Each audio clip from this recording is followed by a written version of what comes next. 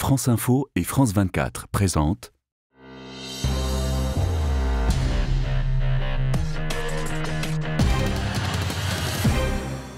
Bonjour, la tension est à son comble. Pour l'heure, il tient bon. Combien de temps encore Boris Johnson résistera-t-il au scandale du Partygate, ces soirées organisées à Downing Street, au mépris des restrictions alors imposées aux Britanniques? Le charme semble bel et bien rompu pour ce Premier ministre fantasque et désormais impopulaire. Jusqu'à quel point son bilan est-il remis en cause jusqu'au Brexit? On va tenter d'y répondre dans ce nouveau numéro du Monde dans tous ses états, votre rendez-vous géopolitique sur France Info et France 24. Avec vous, Thibaut Arroy, bonjour. Vous êtes maître de conférence en civilisation britannique à la Sorbonne Nouvelle. Mais d'abord, Florent Boutet, rafraîchissez-nous donc la mémoire. Qu'entend-on par Royaume-Uni ?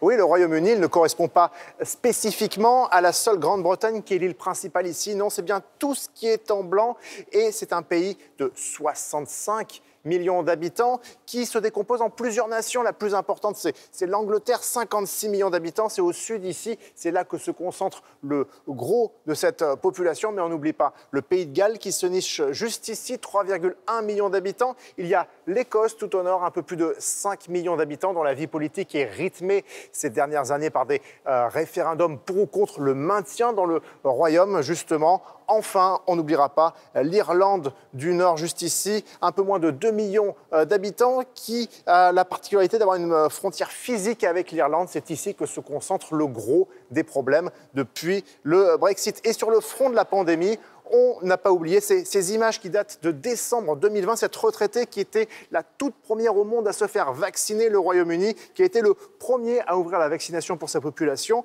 Mais paradoxalement, un pays très endeuillé, l'un des plus endeuillés en Europe, 154 000 morts depuis le début de la pandémie. À titre de comparaison, la France, qui a à peu près la même population, compte seulement, entre guillemets, 126 000 morts depuis 2 ans. Et c'est donc ce pays, le Royaume-Uni, qui, le premier en Europe, a subi de plein fouet les effets du variant Omicron. Avant cela, il y a eu les confinements successifs imposés aux Britanniques au nom du coronavirus par un Premier ministre pourtant très indulgent envers son propre entourage. Retour sur ces semaines de polémique. Au Royaume-Uni, les attaques contre Boris Johnson se multiplient. Downing Street has apologized to Buckingham Palace. 2 soirées au 10 Downing Street, la veille des obsèques du prince Philippe, en plein deuil national. C'était en avril dernier. Ce nouveau scandale éclabousse le Premier ministre, absent à ses agapes, mais jugé responsable. Boris Johnson, gâteau d'anniversaire en main, le 19 juin 2020. Ce matin-là, le Premier ministre vient rappeler les gestes barrières à des écoliers, les bons comportements. Mais dans l'après-midi, il aurait soufflé ses 56 bougies lors d'une fête illégale, selon la chaîne ITV. Une trentaine d'invités dans ses bureaux du 10 Downing Street, alors que les règles du confinement à l'époque l'interdisaient. Colère et dégoût des Anglais que nous interrogeons. Mon anniversaire aussi, c'est en juin, et moi je ne l'ai pas fêté. Globalement, ces 2 dernières années, on n'a pas fait grand-chose avec ma fiancée. C'est la honte.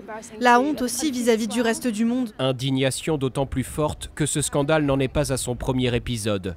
Boris Johnson est déjà accusé d'avoir participé à cette fête sur sa terrasse en mai 2020, contraire aux restrictions.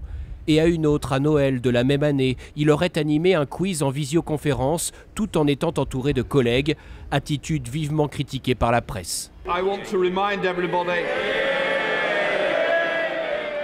Le speaker de la Chambre des communes, interrompu par les huées des députés, provoqué par l'arrivée de Boris Johnson.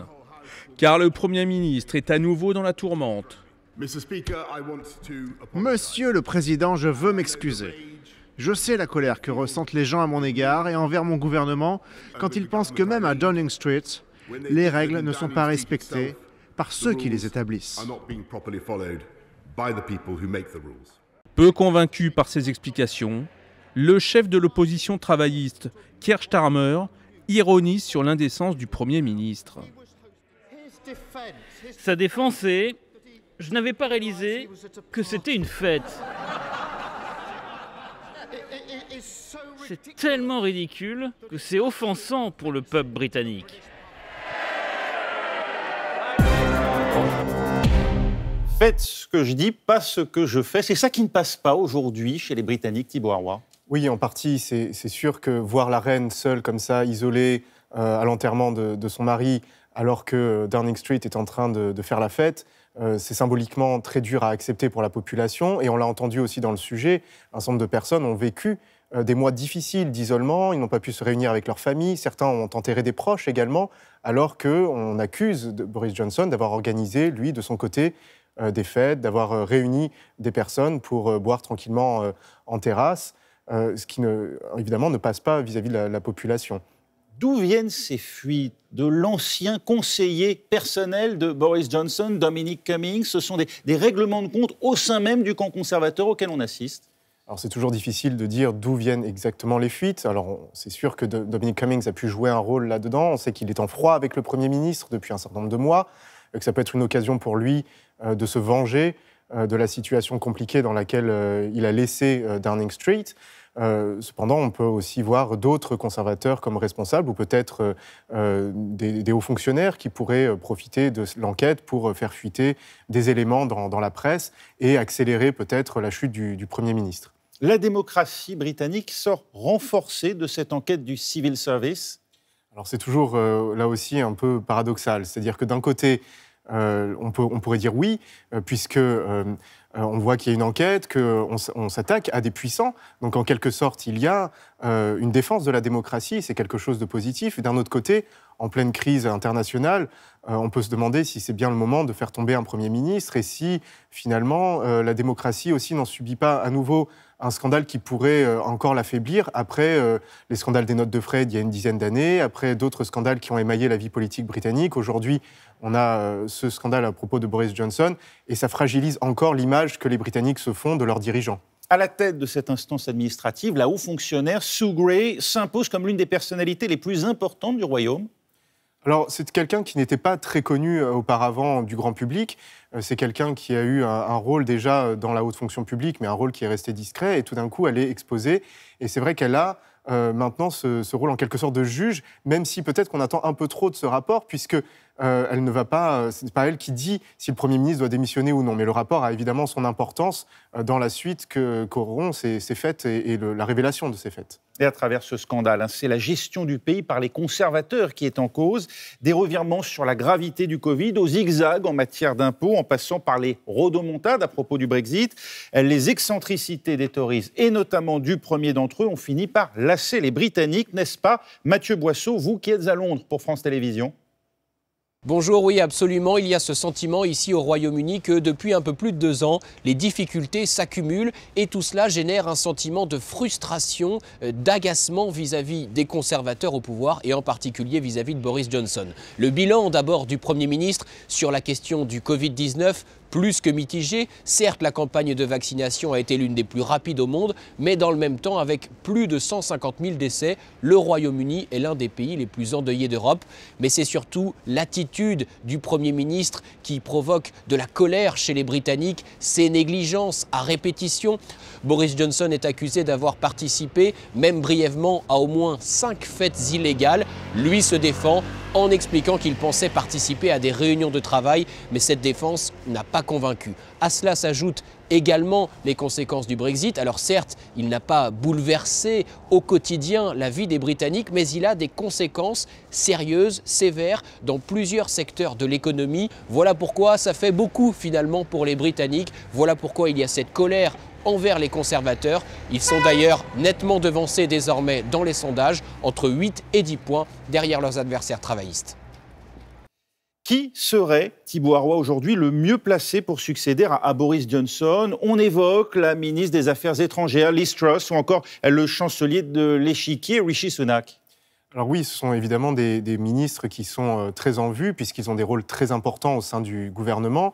Donc vous l'avez rappelé, Rishi Sunak, le chancelier de l'Échiquier, c'est-à-dire le ministre de l'économie et des finances, donc un rôle de premier plan, quelqu'un qui a su se montrer très dynamique dans les derniers mois pour assumer les conséquences de la crise à la fois du Brexit et du Covid.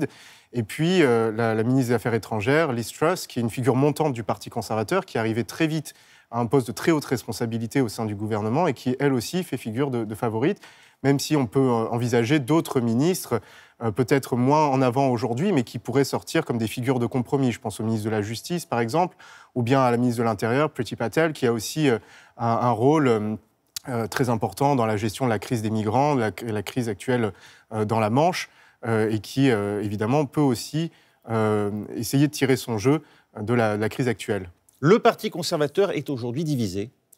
Oui, il l'est. Il l'est parce que, déjà, depuis le Brexit, on voit que les députés ne sont pas tous élus sur le même programme et n'ont pas les mêmes intérêts en tête. Un certain nombre de députés conservateurs ont été élus dans le nord de l'Angleterre sur des sièges traditionnellement travaillistes et ont une vision plutôt, on pourrait dire, de centre-droit, plutôt pro-intervention, avec un degré de keynésianisme, donc d'interventionnisme de l'État dans l'économie, alors que d'autres membres du Parti conservateur et d'autres députés sont plutôt sur une ligne très libérale et aimeraient que le Brexit soit l'occasion de libéraliser complètement l'économie du pays, par exemple. Donc déjà, le parti était divisé dès le lendemain du Brexit. Oui. Et aujourd'hui, on peut voir que ces divisions sont encore renforcées par la crise actuelle. Et sur les restrictions sanitaires, on l'a vu aussi, certains sont opposés à ces restrictions. Oui, et un peu sur les mêmes bases, c'est-à-dire une vision plutôt libérale ou une vision conservatrice, traditionnelle, plutôt centriste, où on voit que l'État peut jouer un rôle justement de protection. Il y a des élections locales, on met les travaillistes partent favoris désormais. Alors, c'est toujours difficile de comparer la situation qu'on pourrait avoir dans une élection législative nationale et les élections locales, puisqu'il y a d'autres intérêts qui rentrent en ligne de compte. Et on sait que dans les élections locales, les petits partis peuvent tirer aussi leur épingle du jeu. Alors, les travaillistes, certes, pourraient là profiter de la crise actuelle. On peut penser à d'autres petits partis, comme les libéraux-démocrates, qui ont beaucoup... qui ont été en retrait ces dernières années, qui ont perdu un certain nombre de sièges aux dernières élections. Parti pro-européen, qui lui a perdu un grand nombre de sièges aux dernières élections, mais qui se maintient au niveau local. Le leader travailliste, Keir Starmer, il peut devenir bientôt Premier ministre. C'est en tout cas ce qu'il aimerait. Il veut montrer que les travaillistes sont prêts maintenant à assumer le pouvoir, mais la charge était lourde pour lui de redresser un parti qui a été aussi fragilisé par des années sous une gouvernance qui n'était pas claire, notamment sur la question du Brexit. Le précédent leader n'avait pas su donner une ligne claire sur cette question. Jeremy Corbyn, exactement. Et maintenant, Keir Starmer essaye de faire l'acquis de la charge, de dire qu'on ne reviendra pas sur cette décision du Brexit, mais de montrer que les travaillistes, par contre, sont prêts à assumer les conséquences du Brexit en donnant plus d'argent au NHS, notamment, qui est un service de santé, l'équivalent de la sécurité sociale ici en France. Exactement, qui a subi de plein fouet aussi la crise du Covid. Ça suppose des élections anticipées, on n'en est pas là pour l'instant. Non, on n'en est pas là. Pour avoir des élections anticipées, il y a un certain nombre de mois, certainement, avant l'organisation de ces élections. Ce qui peut arriver, au contraire, c'est le remplacement du leader conservateur, et donc le maintien des conservateurs au pouvoir avec un nouveau Premier ministre. Il en faudrait plus, en tout cas, pour faire perdre aux Britanniques leur légendaire sens de l'humour. En témoigne l'initiative mise en ligne par ce YouTuber. Il a appelé le 19 janvier dernier un rassemblement de fêtards devant Downing Street. Et en plein jour, le dress code, des masques à l'effigie de Boris Johnson, la preuve en images.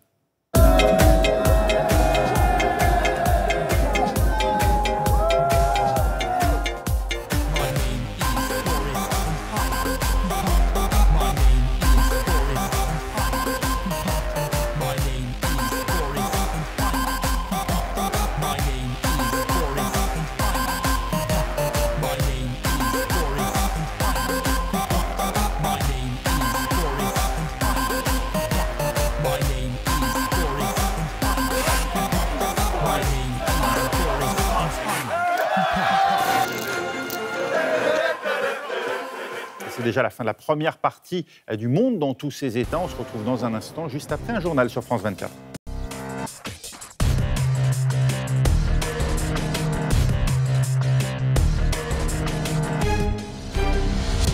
France Info et France 24 présentent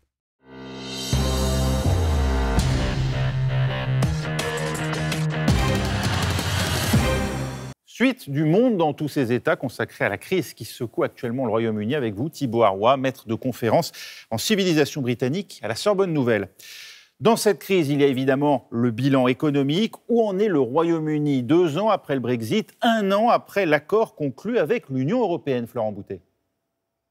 Oui, ce qui est intéressant depuis que le Brexit est survenu, eh bien, c'est qu'il n'y a pas eu de décrochage au niveau économique comme on aurait pu l'imaginer. La création de richesses, le produit intérieur brut, il a retrouvé son niveau de 2019, c'est-à-dire avant la pandémie, avec une croissance l'an passé de 6,8% et surtout un taux de chômage de 4%. C'est 2 fois moins qu'en France. Alors c'est vrai, les échanges, eh bien, ils sont moins nombreux avec le reste de l'Union européenne, mais ils se sont réorientés vers les autres pays avec une baisse quand même de 15% des exportations de marchandises pour le Royaume-Uni. Et c'est vrai que la conséquence, quelque part, c'est qu'il y a quand même des pénuries depuis le Brexit. Alors des pénuries de carburant, on s'en est fait l'écho de façon épisodique cette année passée, mais il y a aussi des biens de consommation qui manquent parfois dans les rayonnages. Et enfin, une pénurie de main-d'œuvre. Par exemple, les chauffeurs routiers qui venaient de l'Europe de l'Est, depuis le Brexit, ils ne peuvent plus finir d'amener tout leur chargement outre-Manche. Thibault Aron, on vient de l'entendre, le décrochage n'a pas eu lieu. Alors, pas de décrochage violent, c'est vrai. Il n'y a pas eu la grande catastrophe que certains avaient annoncée. En revanche, on constate qu'il y a tout de même une baisse des échanges, on vient de le rappeler. On constate également une baisse du PIB. Alors, le problème, c'est qu'on ne peut pas véritablement faire la part des choses entre ce qui est dû au Brexit et ce qui est dû à la crise du Covid-19. Donc, pour l'instant, il n'y a pas de décrochage flagrant. Après, il faut rappeler que le Brexit n'est encore qu'en train d'être mis en œuvre. C'est un processus qui va prendre du temps. L'accord de commerce et de coopération est entré en vigueur il y a seulement 1 an. Et on n'aura pas les conséquences immédiatement de cette nouvelle relation entre le Royaume-Uni et l'Union européenne, entre le Royaume-Uni et le reste du monde. On a vu des effets très visibles, célèbre condiment, la Marmite, qui était à un moment indisponible. Et puis on a vu aussi ces files d'attente devant les stations essence. Ça a été ressenti comment par les Britanniques? Ça a remis en cause leur idée du Brexit? Oui, certaines personnes disent avoir changé d'avis. Là encore, c'est difficile de faire exactement des statistiques sur le nombre de personnes qui regrettent d'avoir voté pour le Brexit et d'autres qui finalement se disent que, après tout, ce n'était pas une si mauvaise idée que ça, puisque justement, il n'y a pas eu le grand décrochage tant attendu. Mais ce qui est certain, c'est qu'il y a des conséquences maintenant qui sont visibles et tout à fait concrètes du Brexit dans la vie des Britanniques, qui finalement se posent tout de même la question, en particulier dans les régions qui n'étaient pas spécialement pour le Brexit. Et je pense, on l'a rappelé, l'Écosse, qui est une des nations du Royaume-Uni, qui, elle, avait voté contre le Brexit. Et là, on voit que l'argument anti-Brexit est renforcé par les pénuries qu'on vient de mentionner. Alors, exemple, dans le domaine de la construction, Clovis Caselli a sillonné l'Angleterre pour France 24. Extrait de son reportage, il sera diffusé dans l'émission Billets Retour le 6 février. Nous avons parcouru le Royaume-Uni pour mieux comprendre les conséquences du Brexit. Première étape, Basildon, à une quarantaine de kilomètres de Londres. Azad Azam donne les instructions pour la journée. Ce chantier à 6 millions de livres devait permettre à son entreprise familiale de s'agrandir. Mais le projet est devenu un casse-tête. Il prendra 5 ans au lieu des 2 prévus. On devrait avoir au moins 90 ouvriers sur ce chantier. Au lieu de ça, on est 10. À cause du Brexit, les étrangers se sentent mal par rapport aux Britanniques et ne reviennent pas. Dès qu'une de nos équipes part en vacances, elle ne revient pas. On apprend après qu'ils sont allés dans d'autres pays. L'entrepreneur londonien reçoit la visite de 2 anciens employés roumains. Désormais, il doit les convaincre de bien vouloir participer au chantier. Ils acceptent son offre avec 20% d'augmentation au passage, mais s'inquiètent pour leur avenir. Le Brexit nous touche tous. On est tristes. Mes enfants sont nés ici, ils ont 6 et 8 ans. Imaginez qu'après 10 ans ici, on nous dit « rentrez chez vous » à cause du Brexit. Mes enfants ne connaissent rien de la Roumanie et ne parlent même pas bien la langue. C'est triste. Pour l'instant, j'ai les papiers pour rester en Angleterre, mais c'est un permis de séjour temporaire. Je ne suis pas sûr à 100% de rester pour toujours, mais c'est mon objectif. Le Brexit a entraîné une pénurie de main-d'œuvre dans de nombreux secteurs, comme le bâtiment, l'agriculture ou les services, avec des conséquences sur les prix. Ce que les gens ne comprennent pas, c'est les conséquences de tout ça. Leurs travaux, leur rénovation d'appartements, tout coûtera plus cher. On ne pourra pas construire tous les logements dont le peuple anglais a besoin. En réfléchissant une minute, on voit que l'immigration est positive pour la société. Nous, on passe des annonces dans la presse pour donner du travail à des gens nés en Angleterre. Et en 5 ans, on n'a embauché qu'un seul Anglais. Les autres sont venus, on dit que c'était trop dur, qu'il faisait trop froid. Alors c'est vrai que la météo anglaise n'est pas géniale. Mais ils sont repartis tout de suite. Le Brexit alimente les débats et les controverses. Partisans comme opposants veulent désormais avancer. On vient de le voir dans ce reportage, Thibaut Roy, le Brexit nuit à l'attractivité du Royaume-Uni. Oui, il nuit à l'attractivité, en tout cas pour un certain nombre de travailleurs qui avaient l'habitude de venir pour travailler soit de manière saisonnière, soit pour s'installer au Royaume-Uni, pour occuper des métiers que les Britanniques n'ont pas l'habitude d'occuper. On vient de parler du secteur de la construction. Il y a d'autres secteurs qui ont été impactés par le Brexit parce que ce sont des travailleurs d'Europe de l'Est en particulier qui occupaient ces emplois. Et aujourd'hui, certains rechignent à rester au Royaume-Uni ou ont peur des conséquences du Brexit pour leur vie au Royaume-Uni, ou bien ne viennent plus s'installer, ne viennent plus de manière saisonnière pour occuper ces emplois. Ça peut faire réfléchir d'autres pays, notamment ici en Europe, tentés par la préférence nationale? Oui, alors au moment du Brexit, la grande peur, c'était que ça entraîne une réaction en chaîne et que d'autres pays fassent ce choix. On pensait aux Pays-Bas, éventuellement à la France, peut-être à l'Italie aussi. Et on voit qu'aujourd'hui, par contre, le discours a été considérablement infléchi sur cette question de sortie de l'Union européenne. On voit que les partis, notamment d'extrême droite, qui étaient contre l'engagement au sein de l'Union européenne, ont changé leur discours et aujourd'hui cherchent à accommoder leur appartenance à l'Union européenne, au cas où ils arriveraient au pouvoir, plutôt qu'à véritablement argumenter en faveur d'une sortie de l'Union. La question des migrants, en tout cas, reste l'un des principaux problèmes entre Londres et l'Union européenne. N'est-ce pas, Alix Le Bourdon, à Bruxelles, pour France 24 ?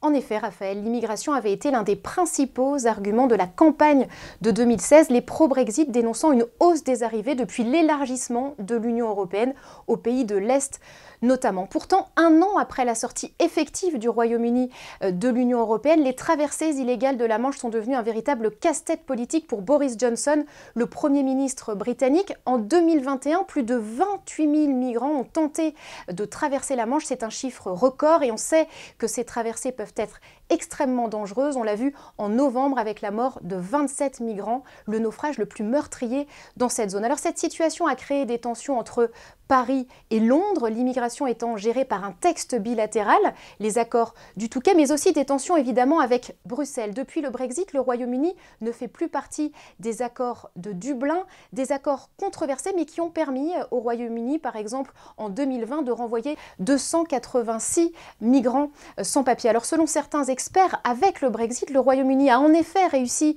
à baisser le nombre d'arrivées de ressortissants de l'Union européenne, mais en revanche, le Royaume-Uni a aussi perdu l'accès à certains outils européens utiles au contrôle des arrivées de pays tiers. Un espoir pour le Royaume-Uni en ce début d'année, qu'un accord sur l'immigration soit trouvé avec l'Union européenne sous la présidence tournante française du Conseil de l'Union européenne. Parmi les autres sujets de contentieux, il y a la pêche. Certes, Londres a trouvé un accord avec Bruxelles, mais la France, elle réclame toujours davantage de licences pour permettre à ses pêcheurs d'accéder aux eaux britanniques, Thibaut Roy. Oui, alors l'accord a été trouvé avec des dispositions qui sont temporaires, avec une renégociation à l'horizon 2026 des conditions d'accès aux eaux territoriales britanniques et inversement pour les Britanniques d'accès aux eaux territoriales européennes. Mais en attendant, il y a la question des licences de pêche qui sont délivrées et là, pour l'instant, ça se cristallise au niveau du bailliage de Jersey qui apparemment n'a pas délivré assez de licences et les pêcheurs français, notamment les petits pêcheurs français qui avaient l'habitude d'aller dans les eaux du bailliage de Jersey, réclament davantage de licences et la France fait pression sur le Royaume-Uni et sur Jersey pour que la situation se débloque. Le fait que la France assume la présidence tournante de l'Union européenne, ça peut tendre les relations entre Londres et les 27 ? Alors, on a pu le penser. En revanche, on voit que dans les premiers discours qui ont été prononcés, notamment par Emmanuel Macron, à l'occasion du début de la présidence française du Conseil de l'Union, on voit que la main est quand même tendue vers le Royaume-Uni, avec l'idée qu'il faut pouvoir discuter, il faut pouvoir avancer sur les questions communes, même si le président français rappelle que le Royaume-Uni doit respecter également ses engagements et faire sa part. La sortie de l'Union européenne, les conservateurs l'ont toujours présentée comme une opportunité, un moyen de réaliser le Global Britain. Le Royaume-Uni est-il réellement plus présent aujourd'hui dans le monde? Et quid de l'accord que Donald Trump avait fait miroiter finalement aux Britanniques? Alors, le Global Britain, c'est un grand slogan qui a été utilisé d'abord par les partisans du Brexit, puis par le gouvernement britannique dans son ensemble, pour montrer que le Royaume-Uni pouvait assurer un rôle sur la scène internationale qui aurait été impossible à assumer tant qu'il était membre de l'Union européenne. En réalité, on ne voit pas ce qui empêchait le Royaume-Uni de jouer ce rôle tant qu'il était membre. Mais bon, c'était le discours des Britanniques, des conservateurs en particulier. Aujourd'hui, on a peine à voir en quoi le Brexit a donné une occasion au Royaume-Uni de briller sur la scène internationale. Il y a eu certes de nouveaux accords qui ont été signés, mais qui ont fait grincer des dents. On pense particulièrement à l'accord avec les États-Unis et l'Australie à propos de la vente de sous-marins à propulsion nucléaire. On voit bien que là, les conséquences ont été plutôt négatives pour le Royaume-Uni, qui d'ailleurs a été vu comme un partenaire mineur dans ce nouvel accord. Comme il est loin, en tout cas, le 19 juillet 2021, il y a 6 mois à peine, l'Angleterre croyait alors pouvoir tourner la page du Covid. Définitivement, une vie sans masque et sans distanciation sociale, voilà ce que promettait le gouvernement à ces sujets. Voyez ce reportage tourné alors par Anne-Charlotte Inet pour France Télévisions. C'est le coup d'envoi d'une nouvelle vie. Une vie sans masque et sans distanciation sociale. Minuit hier soir, l'Angleterre a redécouvert le collet serré sur les pistes de danse, pour le plus grand bonheur des fêtards, privés de boîtes de nuit depuis près d'1 an et demi. C'est comme un rêve qui se réalise. J'ai l'impression qu'on a attendu ce moment depuis si longtemps. C'est tellement mieux d'être libre à nouveau, pas être obligé d'obéir à des règles tout le temps. À l'entrée, pas de passe sanitaire à montrer, ni test, ni vaccin exigé. Et vu l'affluence, certains se disent inquiets. Je suis venue, mais honnêtement, je pense que c'est trop tôt pour rouvrir. Rouvrir coûte que coûte, malgré des contaminations qui repartent à la hausse. Mais pas question pour autant de retarder la dernière étape du déconfinement, alors chaque entreprise a désormais son propre protocole. Dans les bus et le métro londonien, le masque reste obligatoire, même si officiellement la loi britannique ne l'impose plus. Ce n'est pas très sage de lever toutes les restrictions d'un coup, mais j'espère que les gens sauront être responsables. Même chose dans cette librairie qui, malgré la levée des restrictions, continue d'appliquer une jauge et encourage ses clients à porter un masque sans toutefois l'exiger. On ne va rien dire à un client sans masque, simplement on l'encourage à en porter un, mais on ne peut pas le forcer. En voyant ces images 6 mois plus tard, vous dites quoi, Thibaut Arroy? Inconscience, mensonge, incompétence? Alors certainement aussi découverte d'une crise qui est inédite et on voit l'application d'un protocole à géométrie variable avec aussi des restrictions qui sont très différentes selon les régions et l'Écosse en particulier s'est illustrée par une stratégie beaucoup plus restrictive. Donc peut-être de l'inconscience et en tout cas, oui, une volonté d'aller de l'avant, peut-être au risque de mettre en danger la population, mais qui peut vraiment prédire ce qui se passe et l'arrivée de nouveaux variants. Merci Thibaut Arroy, maître de conférence à la Sorbonne Nouvelle. On arrive au terme de cette émission. Merci à vous de l'avoir suivi. Retrouvez-nous sur nos sites internet franceinfo.fr et france24.com. Rendez-vous la semaine prochaine et d'ici là, très bonne semaine.